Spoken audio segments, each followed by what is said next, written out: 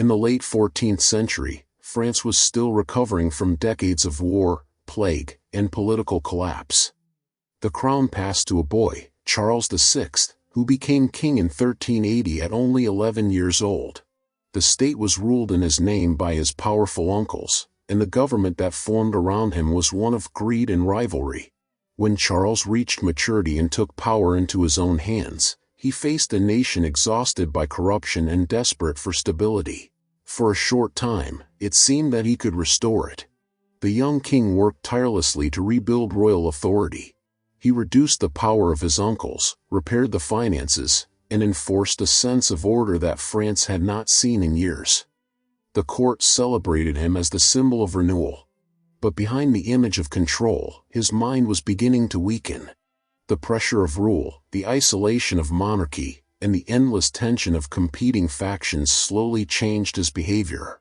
By the early 1390s, the signs were visible even to those who tried to hide them. In the summer of 1392, during a military expedition in western France, the first major collapse occurred. It was sudden and without warning. The king was taken back to Paris in silence, unable to continue command. When he recovered, his personality was no longer the same. Periods of clarity alternated with deep confusion. He forgot familiar faces, refused audiences, and spoke only in fragments.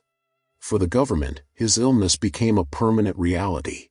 Decisions continued to be made in his name, but the man who had once issued them was now absent from power. As months passed, the pattern repeated itself. The court learned to move carefully around him. Meetings were shortened, voices lowered, and movement slowed. The smallest disturbance could unsettle him, and his attendants adapted to an unspoken rule of stillness. France had a monarch who reigned by name but lived apart from the world that still depended on him. His presence was physical, yet his authority had turned into a shadow that others used to rule. Gradually, a new and stranger phase began. The king became afraid of touch. He avoided being approached, refused to sit on ordinary furniture, and demanded that his robes be padded and layered to protect his body. He told those around him that he was fragile, that he might break if handled too roughly. Servants began to follow precise routines, lifting him with care, removing sharp objects from his chambers, and ensuring that nothing sudden or loud occurred near him. The palace adjusted completely to his fear. This belief grew into what later became known as the glass delusion, the conviction that his body was made of glass and could shatter with even the lightest touch. It was not a passing hallucination but a way of living. The royal household became a space of quiet ritual where silence replaced ceremony. Every gesture was measured, every word considered, as if the court itself shared in the king's fragility. Over time, the delusion defined his reign. The most powerful monarchy in Europe was ruled by a man who could not be touched. Courtiers continued their duties with perfect formality, while the nation beyond the palace walls learned to accept a king who ruled through absence. The documents were still signed in his name, the coins still bore his image, yet the symbol of power had changed. Charles VI believed himself made of glass, and France, unable to reach him, learned to govern around the fear that its king might break. The illness that took hold of Charles VI soon became more than a medical condition. It turned into a system of life that governed everything around him. The court that once represented the power and elegance of France now revolved around a single obsession, the king's fear of breaking. The belief that his body was made of glass shaped every hour of his existence. Nothing in the royal routine could happen without considering it. Servants approached him as if handling a sacred object. They were ordered to move slowly, to speak softly, and to touch nothing without permission. The furniture in his chambers was padded, his clothing was lined with heavy fabric, and his bed was surrounded by layers of blankets meant to shield him from pressure. He avoided sudden movements, refused to be embraced, and demanded that corridors remain empty when he passed. Every contact became a risk, every step an act of caution. Those who served near him learned to obey without question. They followed a set of unwritten rules that had replaced the etiquette of a normal court. The noise of armor, the slam of a door, even the echo of footsteps could cause panic. Silence became the highest form of respect. The palace that once celebrated feasts and ceremonies now lived in constant quiet. To please the king meant to maintain calm, to preserve the illusion that nothing could harm him. At times Charles seemed aware of how strange his life had become. He spoke little, but when he did, his words revealed the depth of his conviction. He insisted that his bones were hollow, that any sudden movement could make them crack. He asked that people keep distance, warning that a simple touch might destroy him. The idea ruled over him with the same force as the crown itself.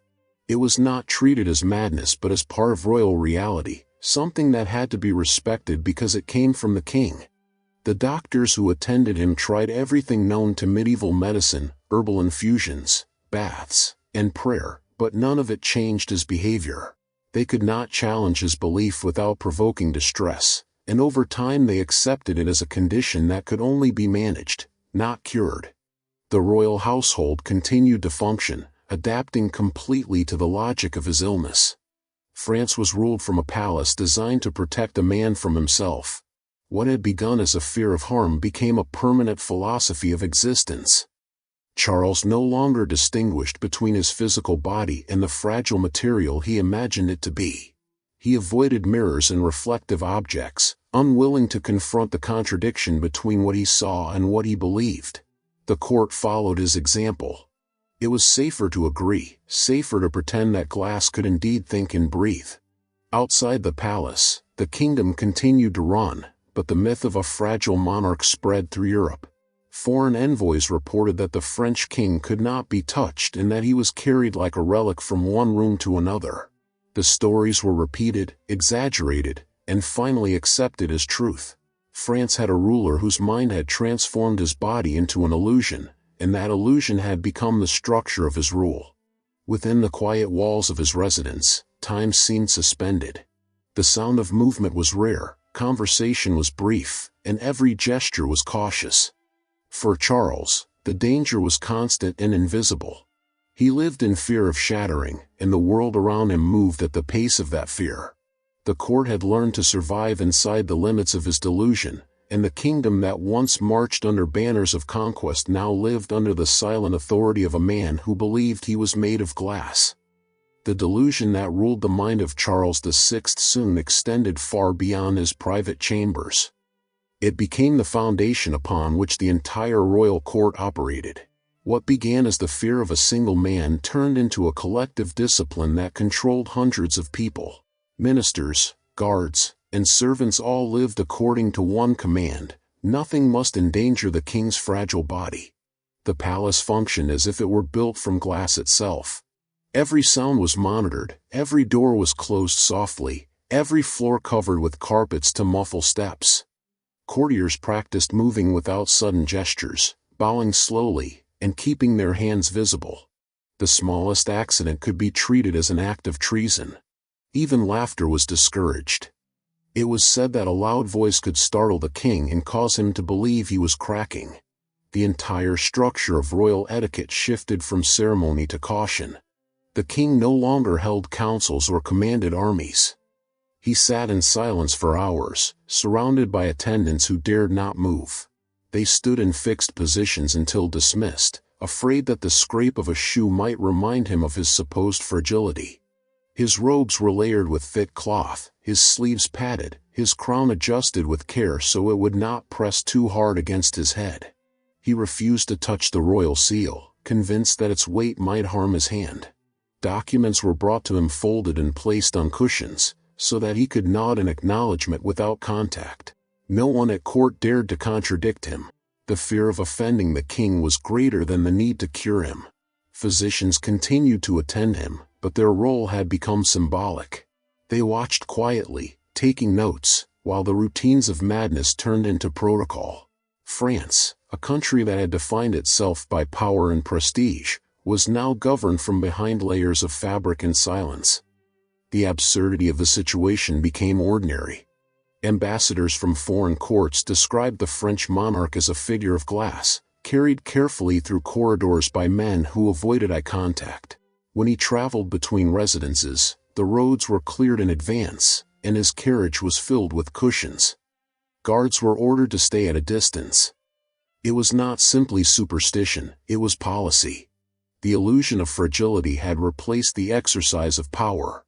At times the king would insist that his condition was improving, only to withdraw again into isolation. He avoided his children, believing that their touch could destroy him. He refused to sit near fire, fearing that the heat might soften or melt him. He spoke rarely, and when he did, his words returned always to the same idea, that his safety depended on stillness, that motion itself was danger. The people closest to him accepted this as reality because to question it was to risk the king's anger or despair. The court adapted completely. Banquets were held without music. Dancers moved in slow rhythm. Servants wore slippers to silence their steps. The atmosphere was one of constant control, as if the palace existed to maintain an illusion that no one could challenge. Beyond its walls, France continued to fight wars and negotiate treaties, but inside, life had stopped. Time itself seemed to move according to the rhythm of a man who believed that he could break. The reign of Charles VI revealed how far power could bend under the weight of delusion. Around a single human fear, an entire government learned to function. What began as madness became routine, and what should have been a private tragedy turned into the daily reality of a royal court that existed only to protect its king from his own imagination. The court of Charles VI had become a silent theater of obedience. Behind the curtains of calm, France itself was breaking apart. A king who could not be touched had created a government that no one could control. Ministers ruled in his name, but each served a different master. The Queen, Isabella of Bavaria, and the powerful houses of Orleans and Burgundy competed to dominate the crown that no longer ruled. The absence of authority turned his illness into a weapon. Whoever stood nearest to the king controlled the voice of France. Every decree still carried the royal seal, yet few believed that the king understood what he was signing. His condition provided perfect cover for manipulation. Councils were held without him, decisions made behind closed doors, and wars declared in his name while he remained locked in his chamber, wrapped in heavy garments, fearing to move. The monarchy had become a mask. The image of power survived, but its substance had dissolved. The delusion of fragility that shaped his daily life now defined the entire kingdom. The court moved in slow precision, while beyond its walls the country slipped toward chaos. Nobles raised private armies. Merchants ignored royal taxes. The peasants saw no king, only factions claiming to speak for him. Diplomats from abroad described France as a nation ruled by rumor, where government decisions were transmitted through whispers and guesses. The royal voice existed, but no one knew whose mouth it came from. Inside the palace, servants continued their rituals, protecting the king from the world he no longer governed. The same routines repeated day after day, meals delivered in silence, corridors cleared before he moved, chambers darkened to keep his senses calm. The delusion had become law. Every precaution taken for his imagined safety drained the real strength of the state. The empire that once commanded Europe now trembled before the thought of breaking glass. The political vacuum deepened. The Duke of Orleans expanded his power in the king's name, while the Duke of Burgundy claimed to defend the monarchy from corruption. Their rivalry grew violent, and France divided into two camps that no longer recognized a single authority. Bloodshed followed. The assassination of the Duke of Orleans in 1407 turned political struggle into open civil war. The madness of one man had become the madness of a nation. While armies fought in his name, Charles remained unaware of the destruction carried out under his title. His isolation shielded him from the reality of collapse. The palace continued its quiet rhythm, protecting the fragile body of a ruler who no longer ruled. Letters arrived from the provinces describing famine and rebellion, yet they were left unread. The state existed, but it had lost its center. For the next decades, France lived divided, half loyal to the Orleanist cause, half sworn to Burgundy, while the king remained trapped in a private world where stillness meant survival. The concept of monarchy, once inseparable from divine power, had been reduced to the maintenance of an illusion. The government existed to preserve the king's body, not his will. The longer the delusion lasted, the more it shaped the structure of rule itself. Ministers learned that stability depended not on law or justice, but on maintaining the illusion of calm around the monarch. The silence that protected him became the silence that defined France. Through the reign of a man who feared to move, an entire nation learned to live without motion. By the early 15th century, the Kingdom of France existed only in fragments. Civil war divided the nobility, foreign armies crossed its borders, and the crown that had once embodied unity had lost all authority. At the center of the collapse stood a man who no longer recognized his own reflection. Charles VI, the king who believed he was made of glass, had outlived his own reign. His illness had become a permanent part of government, and the routines created to protect him had outlasted their purpose. The palace that once ruled Europe now functioned as a hospital. The corridors were quiet, the servants moved with ritual precision, and every gesture remained governed by the same careful rules that had been established decades earlier. The king was still treated with reverence, but the respect was hollow. Ministers entered his chambers only when necessary, bowing to a man who often did not respond. He remained seated for hours, motionless and restrained, surrounded by attendants who guarded him from an imagined danger. Outside his walls, France continued to fall apart. The power struggle between the houses of Orleans and Burgundy had drawn the kingdom into chaos, and the English invasion under Henry V brought new humiliation. The defeat at Agincourt in 1415 destroyed the last illusion of royal strength. In 1420, the Treaty of Troyes recognized Henry V as heir to the French throne while Charles still lived, a living monarch replaced by foreign will. For the first time in centuries, the crown of France was no longer in French hands.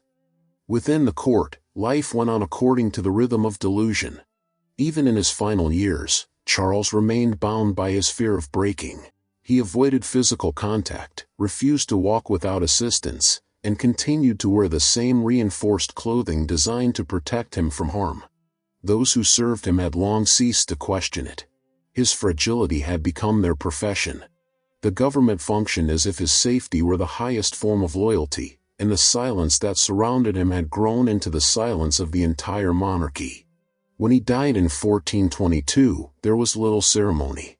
The kingdom was divided, the capital weakened, and the body of the king, once guarded as if it were made of glass, was at last buried like any other man. There was no shattering, no miraculous end, only the quiet disappearance of a ruler who had lived in fear of his own destruction. His death closed not only a reign but an era. The memory of Charles VI survived in chronicles, but not as tragedy or sympathy. It remained as a warning. The idea that a monarch could believe himself made of glass became one of the most striking symbols of medieval fragility, the image of a ruler whose power was absolute but whose mind had collapsed under its weight. The Glass King of France represented the moment when divine authority met human weakness, when the crown itself became transparent, revealing how little substance remained beneath its surface. The reign of Charles VI ended with a country divided and a dynasty broken. Yet the legend of the Glass King endured. It stood as a reminder that even the mightiest institutions can crumble from within, that the line between reason and delusion can define the fate of a nation. In the silence of his court, France learned that power built on illusion cannot last, and history remembered him not for the victories he never won, but for the fear that ruled him until the end.